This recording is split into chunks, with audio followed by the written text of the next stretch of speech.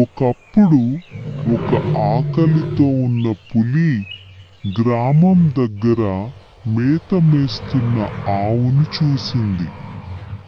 దానిని తినాలని అనుకుంది.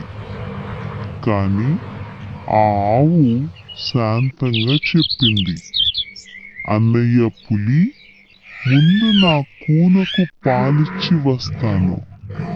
ఆ తర్వాత నీ దగ్గరికి తిరిగి వస్తాను. పులి అంగీకరించింది. ఆవు ఇంటికి వెళ్ళి తన కూనకు ప్రేమగా పాలిచ్చి ధైర్యంగా తిరిగి వచ్చింది. ఆ ఆవు నిజాయితీ ప్రేమ చూసి పులి హృదయం కరిగిపోయింది. దానిని వదిలేసి ఇకపై ఇబ్బంది పెట్టలేదు.